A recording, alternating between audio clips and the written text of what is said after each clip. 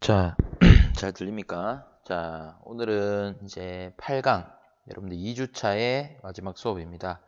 그래서 5, 6, 7강 동안 여러분들하고 함께 다뤘던 내용을 교과서를 보면서 복습하는 시간이에요. 그래서 여러분들도 교과서에서 같이 밑줄 긋고 필요한 내용을 필기하고 오늘 문제도 좀 풀 텐데 그렇게 하고 난 거를 교과서도 사진을 찍어야 됩니다. 그렇게 해서 찍어서 2주차 과제를 다 같이 함께 올려주시면 되겠습니다. 자, 처음부터 한번 시작하겠습니다. 구달 얘기는 그때 우리가 3강이었죠. 아니 5강이네, 5강. 5강 수업할 때 얘기를 했기 때문에 넘어가고요. 자, 생명과학의 탐구 방법에는 크게 두 가지가 있었습니다. 여러분 기억하시나요? 자, 여기 보시면 관찰된 사실로부터 이론이 형성될 수 있다. 관찰 얘기가 나오고 다윈 얘기가 나오네. 자, 어떤 탐구 방법이겠어요? 그렇지, 귀납적 탐구 방법입니다. 자, 밑줄 칠게요. 여러 가지 관찰 결과를 종합하고 분석하여서 일반적인 원리나 법칙을 이끌어내는 탐구 과정을 귀납적 탐구 방법이라고 한다. 이렇게 표시를 해두시고 다윈의 어떤 그런 그 진화설이나 세포설, 뭐 DNA 구조 발견 등등 이런 많은 이론들이 귀납적 탐구 방법에 의해서 형성이 되었습니다. 자, 그 다음에 두 번째입니다. 연역적 탐구 방법. 선생님이 여러분들 실제 과학에서는 두 가지 다 모두 중요한 탐구 방법이지만 시험에서는 연역적 탐구 방법의 비중이 훨씬 크다고 얘기했었습니다. 참고하시고요. 자, 문제에 대한 해답으로서 가설을 세우고, 이 가설이 굉장히 중요한 키워드였죠, 가설. 가설을 세우고 이를 실험으로, 과학적인 방법, 실험으로 검증하는 탐구 방법을 연역적 탐구 방법이라고 했습니다. 맞습니까? 그래서 그 파스테르의 뭐 얘도 지금 교과서에 나오고요. 우리가 실제 5강에 수업했을 때는 뭘 가지고 있었죠? 기억납니까? 기억납니까? 플레밍의 페니실린 발견 가지고 우리가 한번 얘를 그렇게 보면서 여러 가지 요인들을 한번 생각했었습니다. 기억해 주시면 좋을 것 같아요. 자, 그 다음 페이지로 넘어가겠습니다, 여러분. 자, 여기 보시면 첫 번째 줄에 이처럼 가설을 세우고 이를 검증해 가는 것이 연역적 탐구 방법이다. 뭐 또 밑줄 칠게요. 똑같은 얘기인데 가설을 세우고 이를 과학적인 방법으로 검증해야 됩니다. 자, 그러면 이 가설을 검증하기 위해서는 실험을 해야 돼요. 실험. 여기서 탐구나 실험이랑 같은 의미라고 보시면 돼요. 그리고 결론을 도달하게 됩니다. 자, 밑에 연역적 탐구의 과정 얘기가 쭉 나오는데 나머지 여러분들이 뭐 복습하면서 다 한 번씩 정독을 하셔야 됩니다. 그죠? 그래서 여기 보시면 절차를 한번 밑줄을 쳐보겠습니다. 자, 관찰을 통한 문제 발견, 그리고 가설 설정, 탐구 설계 및 수행, 결과 분석, 결론 도출, 일반화 이렇게 해서 연역적 탐구 과정을 우리가 학습을 했었습니다. 다시 정리를 하시고요. 자, 그 다음에 쭉 내려가서 뭐 의문 제기 이런 것들은 넘어가겠습니다. 자, 이와 같은 자연현상에 대한 잠정적인 답 줄게요. 자연현상에 대한 잠정적인 답을 가설이라고 합니다. 여러분 여기서 잠정적이라는 말이 있기 때문에 이게 여러분들 꼭 참일 필요는 없어요. 이게 참일 수도 있지만 참이 아닐 수도 있어요. 뭐 거짓이라고 할까요? 거짓이라고 하기 좀 그런데 아무튼 이게 맞는 얘기일 수도 있지만 틀린 말일 수도 있다는 거야. 가설이 무조건 옳다라고 생각하시면 안 됩니다. 가설은 그냥 잠정적인 답이기 때문에 이 답이 맞을 수도 있고 틀릴 수도 있다는 거. 그리고 이 가설은 예측이 가능하고 과학적으로 입증이 가능해야 됩니다. 선생님 뭐 약간 그런 뭐 귀신 보고 뭐 이런 거 예를 들었었죠. 그죠? 그래서 과학적인 방법으로 설명이 되지 않는 영역은 가설로 설정할 수가 없습니다. 그지? 자, 그 다음에 가설이 설정되면 그 가설이 맞는지를 검증하기 위해 탐구를 설계하고 수행하는데 자, 이때 실험 결과에 대한 타당성을 높이기 위해 반드시 대조군을 설정해서 실험군과 비교하는 뭐 하라 그랬죠? 대조 실험을 하라고 했습니다. 대조 실험. 기억납니까? 그래서 실험군과 대조군을 두 집단을 설정해야 된다 그랬죠? 그러니까 여기에서 우리가 어떠한 변화나 처치를 준 집단이 실험군이었어요. 그리고 이 실험군에 대한 비교 집단이 대조군이기 때문에 대조군은 건드리면 돼요? 안 돼요? 안 됩니다. 그죠? 그리고 이 변화에는 추가도 되지만 제거도 된다고 얘기했었어요. 됐습니까? 요 대조 실험 기억하시고 그 다음에 선생님이 얘기했던 게 변인입니다. 변인 통제라는 행위를 얘기했었는데 이 변인 통제라는 말은 말 그대로 변인들을 적절히 통제하는 행위를 얘기하는 거고 우리가 지난번에 했던 그 변인에 여러분들 크게 두 가지가 있었죠? 적어볼게요. 첫 번째는 독립변인이었습니다. 기억하십니까? 독립변인. 그 다음에 두 번째는 종속변인이 있었어요. 자, 독립변인은 실험 결과에 영향을 줄 수 있는 요인들을 독립변인이라고 하고요. 그리고 이 독립변인에 의해 그 영향을 받는 요인을 종속변인이라고 했습니다. 기억하시죠? 그리고 독립변인이 또다시 조작변인과 무슨 변인? 통제변인으로 나눌 수 있었다. 기억을 좀 해두셔야 됩니다. 이 중에서 조작변인이 내가 말 그대로 실험군과 대조군의 차이를 둔 변인이 조작변인. 내가 알고 싶은 요인이 되는 거죠. 그리고 그 외에 똑같이 일정하게 유지해주는 게 통제변인. 됐습니까? 그 다음 종속변인은 실험 결과에 해당하는 변인. 이렇게 우리가 정리를 했었습니다. 됐죠? 오케이. 자, 그러면 넘어갈게요. 나머지는 여러분들 읽어보시고 넘어가겠습니다. 자, 생명과학자의 탐구과정 조사하기. 요거는 뭐 나중에 시간 될 때 한번 여러분들 해보면 좋을 것 같습니다. 그죠? 여기 뭐 교과서에도 굉장히 다양한 생명과학 역사에 있어서 중요한 업적들을 남겼던 과학자들이 나오는데요.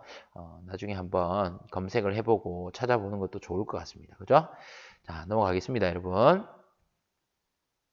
자, 이제 문제를 풀 시간입니다. 대단한 마무리가 나오는데 여기에 있는 빈칸 채우기 이런 건 우리 같이 하지 않겠습니다. 이건 여러분들이 충분히 혼자 할 수 있기 때문에 이거는 밑에 정답도 있네요. 이거 보지 말고 여러분들 실제 할 때 보지 말고 한번 복습하면서 해보시고 나중에 과제 제출할 때는 이것도 여러분들 다 채워서 찍어서 제출해 주시면 되겠습니다. 자, 개념 확인부터 같이 한번 해볼게요. 자, 다음 현상과 관련 있는 생물의 특성을 보기에 각각 골라 기호를 쓰세요. 자, 식물은 빛을 많이 받기 위해 햇빛이 있는 쪽으로 향해 자란다. 자, 여기서 빛이라는 게 자극이고요. 자극. 그리고 이 햇빛이 있는 쪽에 향해 자라는 이 향해 자라는 게 반응이 되겠지. 그래서 자극에 대한 반응이니까 답이 비읍이 됩니다. 자, 그 다음 축구를 하다가 갈증이 났어요. 갈증이 났어요. 여러분들 이것도 사실 갈증을 자극으로 보고 물을 마시는 행위를 반응으로 볼 수도 있어요. 맞죠? 그래서 여러분들이 비읍이라고 해도 틀렸다고 할 수는 없어. 근데 요 갈증이라는 거에서 여러분들이 조금 더 파고 들어가야 돼. 갈증, 물. 내 체내 수분량을 일정하게 유지시키기 위함이구나. 라고 해서 이건 답이 항상성 유지가 돼요. 자, 선생님 여기서 조금 여러분들 코멘트 좀 할게요. 항상성 유지도 여러분들 큰 범위에서는 자극에 대한 반응으로 여러분들이 충분히 생각할 수 있어요. 맞죠? 근데 항상성 유지는 자극에 대한 반응과 우리가 조금 구분하는 이유는 항상성 유지에서 일어나는 반응은 일정한 방향성이 있어요. 그러니까 내가 항상 일정한 상태를 유지하기 위해서 부족하면 올리고 많으면 낮추는 방향으로 딱 일어나는 그 방향성이 있는 반응은 항상성 유지라고 해야 되고 그리고 우리가 여러분들이 다루는 이 항상성이 얘가 세 가지밖에 없다 그랬잖아. 뭐야?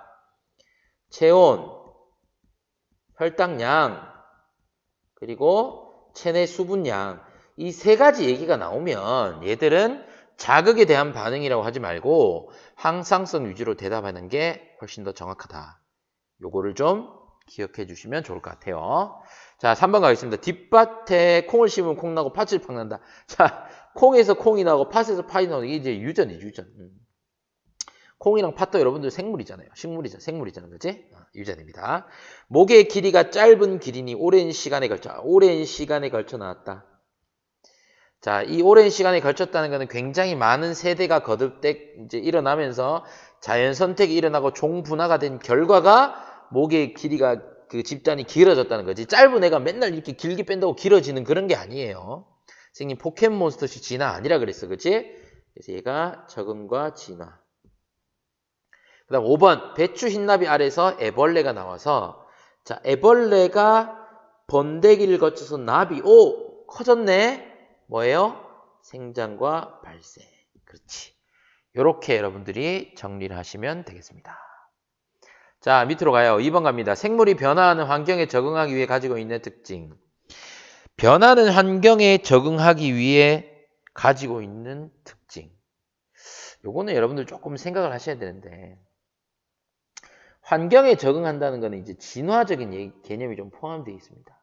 그러면 결국은 내가 내 혼자만이 아니라 내 다음 세대, 그래서 내 다음 세대를 통해 자손을 만들고 그 자손이 태어나서 또 이게 반복되면서 그 환경에 적응해서 진화하는 여기까지 좀 확대해서 생각을 하신다면 답은 4번이라고 할 수 있어요. 사실 이게 별로 크게 좋은 문제는 아닌 것 같습니다. 개념적으로만 이해하고 넘어가겠습니다. 자, 가나에 들어갈 말. 자, 이거 어떤 탐구 과정이죠? 탐구를 설계 수행하고, 이거 이제, 얘들아, 귀납적 아니지? 연역적 탐구 방법이야. 그치? 그럼 연역적 탐구 방법에서 뭐 설정하는 게 제일 중요해? 가에 들어가자. 가설, 설정. 그지? 그리고 탐구 설계했다. 탐구 실험했다. 결과 정리하고 결론 도출하고 나서 이제 일반화시키는 거죠. 이론적인 배경을 추가해서 일반화시키는 거죠. 이렇게 정리하시면 되고요. 자, 그 다음에 쭉 가서 4번 가겠습니다. 다음은 어떤 바이러스의 특성. 바이러스 나왔다 얘들아. 기억나니? 자, 이 중 생물적 특성만 고르자는 거야. 생물적 특성 뭐예요? 돌연변이 나타나죠? 그 다음에 증식도 하죠? 핵산을 가지고 있다. 요게 생물적 특성입니다. 그래서 니, 리, 미 4번이네요. 물론 여러분들 이 증식과 돌연변이는 어디에서만 할 수 있어요? 살아있는 숙주세포 내에서만 할 수 있습니다. 그건 당연히 전체로 깔려 있는 거예요. 그죠? 오케이. 자, 넘어가요. 5번. 자, 그림은 생물에서 일어나는 물질 대사를 나타낸 것이다. 자, 과정 A를 보겠습니다. 탄수화물, 단백질, 지방이 이걸로 큰 게 작은 걸로 분해됐어. 무슨 작용? 이화작용. 쌤 작용 안 적을게. 그리고 이제 이 단당류, 아미노산, 지방산, 글리세롤 같은 물론 글리세롤보다는 모노글리세리가 좀 더 좋은 편이겠죠? 요것들이 합성되는 점, 덩치가 커졌다, 그죠? 얘가 동화작용을 의미합니다. 자, 그 다음 이거 이화작용의 세포호흡 포함이 돼요, 안 돼요? 포함되죠? 답 1번 끝. 끝났네? 나머지는 읽어보세요. 오케이, 넘어가겠습니다. 자, 6번 에이크만 각기병 탐구 과정. 자, 한번 쭉 볼게요. 각기병에 걸렸던 닭이 현미를 먹고 나온 것을 보고 닭이 어떻게 나왔을까? 그러니까 현미 먹고 나왔다는 소리지. 의문을 가졌어요. 그리고 가설을 세웠습니다. 가설 여러분들 지금 알 수 없습니다. 뭘 보고? 뒤에 결과를 보고 알아야지. 두 집단으로 나눴대 얘들아. 응? 대조실험 했네. 한 집단은 현미를 주고 다른 집단에는 백미를 줬어. 원래 먹던 먹이가 백미였다는 거지. 근데 현미를 먹고 나왔다는 게 내가 문제인식이잖아. 그지? 내가 알고 싶은 거는 현미의 효능이 아닐까 얘들아? 그럼 이 현미를 준 집단이 실험군이고 백미를 준 집단이 대조군이 돼요. 뒤에서도 확인해 봅시다. 자, 백미를 먹인 집단은 각기병에 걸렸는데 현미를 먹인 건 건강했어요. 또 각기병이 걸린, 즉 현미 먹고 각기병 걸린 애들한테 또 현미 줬더니 미안합니다. 백미 먹고 각기병 걸린 애들한테 현미 줬더니 또 관계자한테. 그죠? 요거는 실험 결과죠. 결과. 그래서 이 결과를 토대로 현미에는 각기병을 예방하고 치료하는 물질이 들어있다가 결론이에요. 자, 그럼 가설 뭐야? 이 문장을 바꾸면 되겠지. 어떻게? 있을 것이다 라고 바꾸면 돼요. 이 문장을 그대로 자, 이렇게 축약해서 쓸게요. 현미에는 각기병을 예방하고 치료하는 물질이 들어있을 것이다. 이게 가설입니다. 됐습니까? 오케이. 자, 여기서 우리 복습합니다. 여러분, 조작변인 뭐죠? 조작변인 현미를 줬냐, 백미를 줬냐니까 먹이 종류라고 하면 되죠. 이게 조작변인이에요. 됐습니까? 그 다음 통제변이 뭐겠어요? 통제변이 너무 많겠다, 얘들아. 이 먹이 이외의 나머지 조건은 다 통제 변형이겠지. 자, 먼저 적을게. 뭐 물 준고 그리고 얘네들이 뭐 다 건강해야 되고 각기병 이외에는 다 건강해야 되고 자는 시간도 비슷하고 응? 또 A 집단, B 집단의 어떤 닭의 그 마리수도 중요하고 이런 거죠. 실험 결과에 영향을 주는 요인 중에서 조작변은 제외한 나머지는 다 통제 변인입니다. 그 다음 종속변이 뭐예요? 실험 결과에 해당한다 그랬잖아, 쌤이. 실험 결과가 뭐야? 백미를 먹인 거는 걸렸고 현미를 안 먹였다. 이거는 결과고 여기에 해당하는 변이는 각기병에 걸린 유무. 이렇게 하는 게 종속변인이 되겠습니다. 자, 넘어갈게요. 자, 이제 7번입니다. 강아지와 강아지 로봇의 공통점 차이점. 자, 세포로 구성되어 있는 것은 강아지만의 특징이죠. 차이점 맞죠? 자극에 반응하는 둘의 공통점입니다. 그죠? 로봇도 자극에 반응할 수 있어. 모습 그대로 유지된다. 그 강아지는 얘들아 시간이 지나면 어떻게 돼? 자라죠? 그치. 생장하잖아. 근데 다는 생장하지 않잖아. 그래서 모습 그대로 유지된다는 게 생장하지 않는다는 의미니까 로봇만의 특징. 그래서 답이 5번이 되겠습니다. 자, 그 다음에 생명현상의 특성을 알아보기 위한 실험 8번 봅니다.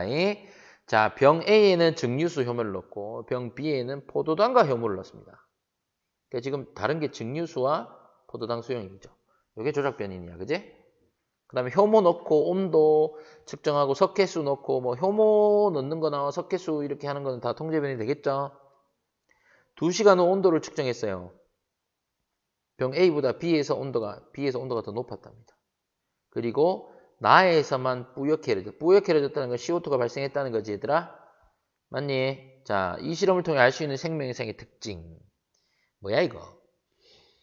효모라는 게 우리 나중에 이거 가지고 여러분들 수행평가 하긴 할 건데 효모가 이제 그 산소호흡이나 무산소호흡을 할 수 있습니다. 그래서 얘가 이제 ATP를 만들 수 있어요. 근데 증류수 갖고 먹이가 없으면 못 만들겠죠. 효모는 살아있는 생명체입니다. 효소 아니에요. 차이 구분해야 돼. 이스트, 효모, 빵이나 술 만들 때 넣는 거 있잖아. 막걸리 만들 때 넣고 이런 거. 갑자기 막걸리 좀 땡기네. 죄송합니다. 자, 아무튼 이 효모, 얘가 이제 포도당이라는 영양분을 주면 이 포도당 가지고 이 효모가 산소호흡이나 무산소호흡을 해서 ATP라는 에너지를 만들고 부산물로 CO2가 발생할 수 있습니다. 그래서 여기서만 CO2가 발생했죠. 그럼 물질대사예요, 물질대사. 결국 CO2 에너지 만들고 세포호흡하고 무산소호흡하고 CO2 발생되고 물질대사야. 몇 번이니? 물질대사 4번이죠. 광합성. 그지? 물론 광합성은 동화작용이고 세포호흡은 이화작용이지만 어쨌든 물질대사잖아. 1번은 뭐야? 생식과 유전. 2번 기온이 올라가서 땀난다? 자극과 반응하지 말고 왜 땀이 나겠어? 온도를 맞추기 위함이야. 즉 항상성 유지. 이게 뭐예요? 적응과 진화. 이게 뭐예요?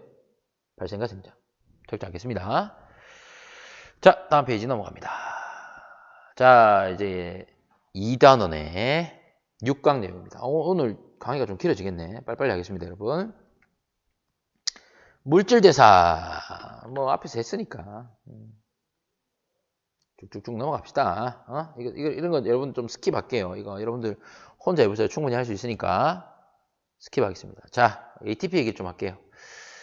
자, 세포는 포도당 같은 영양소를 산화시키거나 에너지를 이용하여 생명활동을 살아가지만 이 에너지를 직접 이용하는 게 아니라 ATP라는 곳에 저장시킨다. 이처럼 문제 줍니다. 세포 내에서 영양소를 산화시켜 생명활동에 직접 이용되는 에너지원이 ATP를 합성하는 과정을 세포호흡이라고 한다. 세포호흡의 궁극적인 목적은 뭘 만드는 거다? ATP라는 에너지를 만드는 것이다. 그리고 주로 미토콘드리아에서 일어난다고 얘기했었습니다. 자, 밑에 화학식 한번 볼게요. 화학식이 아니라 이제 요걸 화학식으로 한번 써볼까, 얘들아? 포도당 화학식 뭐니? C6, H12, O6. 그 다음에 산소. 산소 6분자 필요하거든. 일단 써라.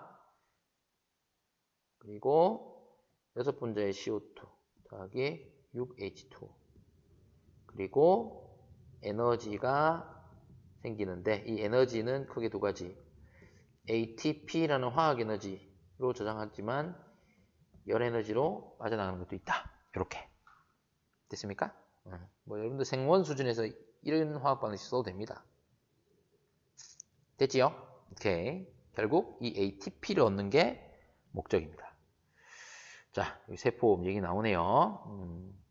대략 ATP가 한 40%, 얘가 한 60% 된다 그랬어요. 포도당 이 한 분자 기준에. 됐죠? 넘어갑니다. 자, 이제 ATP 얘기 나오네. 오케이, 좋았어. ATP는 아데닌과 리보스가 결합한 아데노신의 3개 인산, 아데노신 3인산, 아데노신 트라이포스페이트, ATP 기억하시죠? 그리고 이 인산들 사이에서, 인산과 인산 사이에서 고에너지 인산 결합하고 있는데 얘가 형성되고 끊어질 때 에너지가 저장되고 형성될 때가 저장이죠. 이거잖아. 이쪽이잖아. ADP랑 P가 붙어서 ATP가 형성되는 이게 저장. 그 다음 ATP에서 ADP와 P로 요게 하나 끊어지는 요 과정이 에너지 방출. 이 에너지 가지고 생명활동한다 그랬습니다. 기억하시죠? 오케이. 나머지는 여러분들이 읽어보시고요. 요 이제 세포를 해서 요 에너지를 합성하고 에너지를 방출하면서 생명활동을 한다. 기억해 주시면 좋겠습니다. 비유하는 거는 수업 시간에도 했으니까 쭉쭉 넘어갈게요. 여러분들 여기 있는 것들은 여러분들이 직접 다 정리해 보세요. 아시겠죠? 효모 얘기 조금 나오네요. 자, 효모는 산소가 있을 때는 산소호흡하고 산소가 없을 때는 알코올 발효. 이게 무산소호흡의 일종입니다. 이런 식으로 ATP를 합성하는데 요 알코올 발효는 사실 생명과학 2에 좀 자세하게 나오고요. 생명과학 1에서는 여러분들 이 알코올 발효도 ATP를 만드는 과정이고 이게 물질 대사다. 요 정도 수준 기억하시면 좋을 것 같아. 자, 그리고 여러분들 등교 계약하고 나서 쌤이 좀 자세하게 얘기하게 할 건데 이번 1학기 때 수행평가로 선생님이 지금 실험을 계획하고 있는데 그 실험이 요 실험을 할 거예요. 물론 이제 우리 교과서에 있는 것과 완전히 똑같진 않지만 얘랑 비슷하게 할 겁니다. 그래서 혹시나 미리 한번 요거 읽어보고 물론 이런 그 MBL 장치를 쓰진 않는데 요 컨셉으로 할 거니까 미리 한번 여러분들이 보시면 좋을 것 같습니다. 이거는 미리 할 필요 없어요. 여러분들 이번에 과제로 이걸 미리 할 필요는 없습니다. 이건 나중에 우리 수행평가할 때 할 거야. 알겠지? 넘어가자. 읽기 자료 읽어봐라. 지금 시간 없다. 같이 읽을 수 없다. 자, 아이고 아직 남았네. 어이구 7강 했던 거. 자, 여러분들 좀 지겹습니까?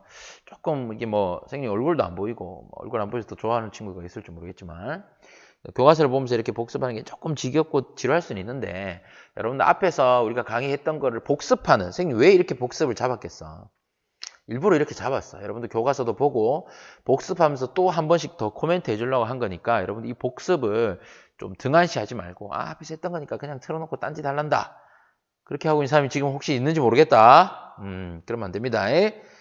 복습 충분히 해야 여러분들 머릿속에 들어간다. 알겠니? 강의만 한 번 듣고 다 내게 되진 않는다. 내가 직접 복습하고 공부하는, 스터디하는 과정이 있어야 내게 되는 거야. 잔소리 그만하자. 넘어가자. 자, 세포 기관계 통합적 작용 나옵니다. 여러분들 쌤이 이거 최근 강의죠, 그죠? 7강에서 매우 강조했었습니다만 결국은 이 세포호흡이라는 거의 이 바운더리 내에서 이 세포호흡이 일어나기 위해서 영양소, 산소가 지속적으로 공급되는 게 영양소는 소화계, 산소는 호흡계 역할. 그리고 얘들을 운반하는, 공급하는 게 순환계 역할. 그리고 이 세포호흡에서 생긴 노폐물을 배출하는 게 또 배설계 역할. 그래서 소화계, 호흡계, 순환계, 배설계가 결국 이 세포호흡 하나에 다 묶인다 그랬잖아. 그 전체적인 시각을 보는 게 중요하다 그랬습니다. 기억하시죠? 자, 세포호흡에 필요한 영양소는 소화계와 순환계의 작용으로 공급이 됩니다. 자, 그리고 탄단지 기억하시죠? 탄수화물, 단백질, 지방류 3대 영양소를 주로 얘기했었어요. 얘들은 너무 크기 때문에 탄수화물은 단당류로 주로 포도당, 단백질은 아미노산, 지방은 지방산과 모노글리세리드. 얘네들로 다 부숴줘야 돼. 이 부수는 과정은 우리가 별로 얘기 안 했다. 중학교 때 했다. 자, 이렇게 다 부쉈어. 이렇게 부서진 이 최종 분해 산물들이 어디에서 흡수된다 그랬어, 얘들아? 어디에서? 어디? 소장의 융털. 기억해야 됩니다. 소장의 융털에서 흡수된다. 소장 여기 있지? 여기 있지? 이게 전부 이게 소장 아이가 이게 엄청나게 꼬여있다. 소장이 한 5에서 7m 정도 된다고 알고 있는데 다 펴면 굉장히 길죠, 그죠? 얘가 이렇게 막 안에 이렇게 밀집이 되어 있습니다. 이 소장이 융털에서 흡수가 되는데 이 융털은 여러분들 그 소장 내벽에 주름도 많고 미세한 털 융털이 있다 그랬죠? 그래서 이 융털 하나를 이렇게 확대해서 보는 거야, 내부 구조를. 그러면 암주관도 있고 주변에 혈관도 있다 그랬어요. 차이 기억나요? 다음 페이지 가보자. 얘들아. 없네, 쏘리. 자, 얘기하자. 자, 모세혈관으로 들어간 애들이 어떤 애들이야? 수용성 영양소야, 그지? 포도당, 아미노산, 요런 애들. 컬러 바꾸자잉. 그 다음에, 암주관으로 들어가는 애들이 지용성 영양소였어, 그지? 지방산이나 모노글리세리드. 요런 애들은, 이게 결국 융털 안으로 들어가긴 하는데, 융털 내부에 수용성 영양소는 모세혈관으로, 지용성 영양소는 암주관으로 갔다. 기억나시죠? 자, 그 다음에 산소의 공급, 이산화탄소 배출, 호흡기 얘기를 하는 겁니다. 자, 산소를 온몸에 공급하고 세포 결과 생긴 CO2, 이산화탄소를 내보내는 역할이 호흡계, 순환계. 순환계는 뭐 다 낍니다. 그죠? 오케이. 자, 밑으로 가서 한번 보겠습니다. 와, 자, 호흡기관들이 나오네요. 여기 이 코나 기관, 기관지, 폐 전부 다 호흡기관인데 여기서 제일 중요한 거는 폐지, 그지? 자, 폐는 수많은 폐포로 이루어져 있고 이 폐포 주변에 모세혈관들이 굉장히 많습니다. 요 그림 기억나시죠? 산소 같은 경우에는 외부에서, 즉 폐포 쪽에서 모세혈관으로, 이산화탄소는 모세혈관에서 폐포 쪽으로.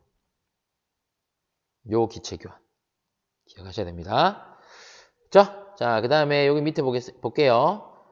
산소, 이산화탄소 방금 요 그림 그대로 나오고 있죠. 그렇게 해서 이게 순환계를 타고 쭉 온몸으로 운반되고 그래서 온몸의 조직세포한테 모세혈관이 조직세포 쪽으로 산소 주고 물론 여기 영양소도 있습니다. CO2 받아오고 그래서 여기 빨간색으로 표시되어 있는 혈관에는 동맥혈이 흐르고 산소가 풍부한 파란색으로 표시되어 있는 혈관 즉 여기에는 정맥혈이 흐른다. 기억나시죠? 자, 복습해서 한 번 더 적을게, 얘들아. 요거 무슨 혈관이야? 폐에서 심장으로 들어오니까 폐, 정맥. 그지? 그다음 요거 무슨 혈관이야? 요거. 심장에서 나가는, 온몸으로 나가는 대, 동맥이었어. 기억하죠? 그 다음에 온몸으로 돌고 심장으로 들어가는 대, 정맥. 그리고 폐로 들어가는 얘가 폐, 동맥. 기억하지? 그래서 폐정맥, 폐동맥, 대정맥, 대동맥은 혈관 이름. 거기 안에 흐르는 혈액, 동맥혈, 정맥혈은 혈액 이름. 구분하라 그랬다. 됐니? 여러분들 이게 39쪽 내용 혼자 할 수 있겠지, 정리하기. 산소가 온몸의 세포에 공급되는 경로. 응? 여기 있는 심방, 심실 얘기까지는 하지 않더라도, 여기 혈관 이름까지 정도는 해서 여러분들이 한번 해보면 좋을 것 같아. 그지? 2번 너희가 해봐라. 쌤 1번만 해줄게. 자, 뭐 코나 입으로 들어왔다 치자. 그지? 그럼 폐부터 시작하자. 자, 폐에서 시작해서 뭐 타고? 폐, 정맥. 폐, 정맥 타고, 그지? 심장으로 들어왔어. 심장 안에 심방, 심실은 구분 안 할게. 심장으로 들어가서 이제 뭐 타고 나가니? 대, 동맥 타고 나가지.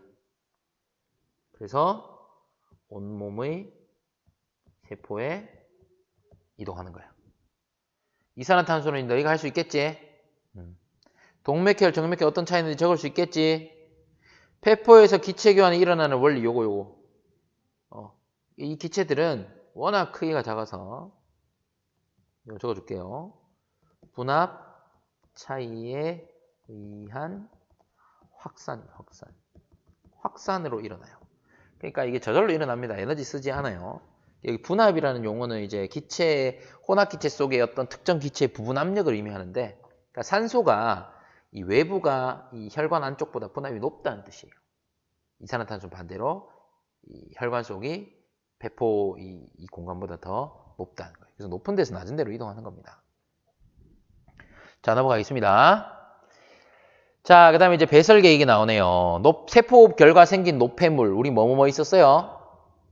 그렇죠? CO2, 물, 그리고 암모니아 같은 질소 노폐물. 이 세 가지 얘기했죠. 그죠? 얘들이 몸 밖으로 배출되는 게 배설계 역할이다. 자, 밑에 그림 보고 바로 하겠습니다. 텍스트는 여러분 읽어보세요. 자, CO2나 물 같은 경우는 CO2는 대부분 나일수으로 나가요. 물은 다 나갑니다. 나일수으로 나가고 여러분 땀은 제끼세요. 땀은 배설로 보기 힘드니까 이 그림은 좀 땀은 빼겠습니다. 오줌으로도 나가죠. 그죠? 됐습니까? 그리고 우리가 이제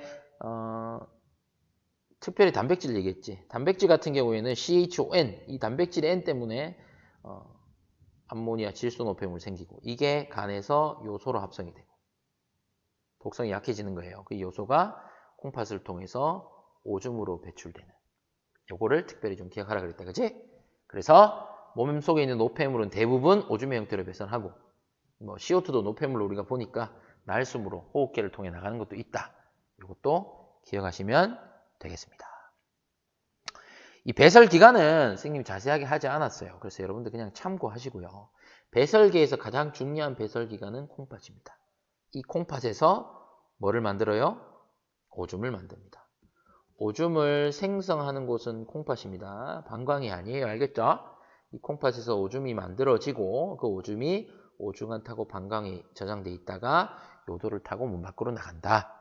이렇게 기억을 해주시면 좋을 것 같습니다. 자, 콩즙으로 오줌 속의 요소 분해하기. 요거는 지금 여러분들 등교계약하고 혹시나 진도에 우리가 그렇게 쫓기지 않는다면 선생님 실험을 한번 해볼까 지금 생각도 하고 있어요. 이 실험 별로 어렵지 않거든요. 그래서 간단한 실험이니까 요것도 한번 해볼까 생각을 하고 있습니다.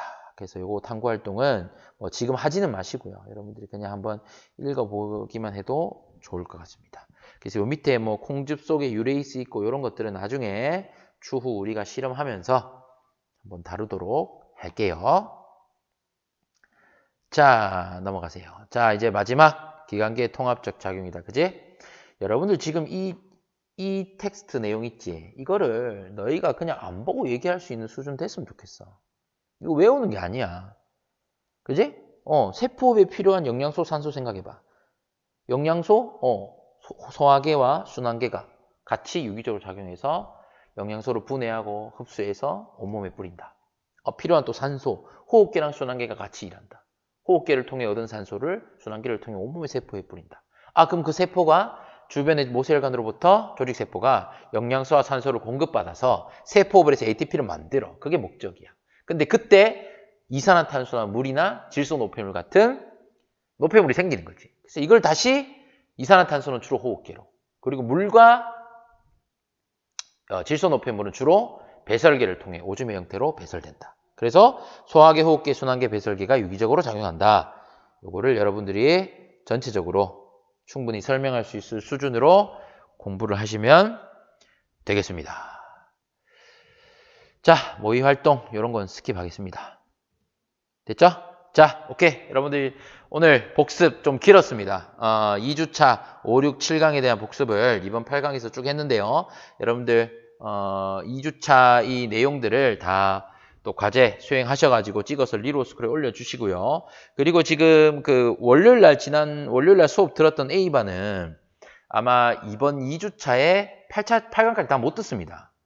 그죠? 그러면 3주차 기간으로 넘어가도 괜찮아요. 그때 이제 또 3주차 계획서에 보면 상세하게 돼 있으니까 그때 가서 과제를 요 2주차 과제 내는 방에다가 내면 됩니다. 그래서 그거는 원격 계획서 보고 여러분들이 또 하시고, 또 질문할 거 있으면 언제든지 오픈 채팅방 이용해서 질문해 주시면 고맙겠습니다. 여러분들 지금까지 2주 동안 굉장히 고생 많았어요. 굉장히 고생 많았고 3주차 수업에 다시 보도록 합시다. 안녕.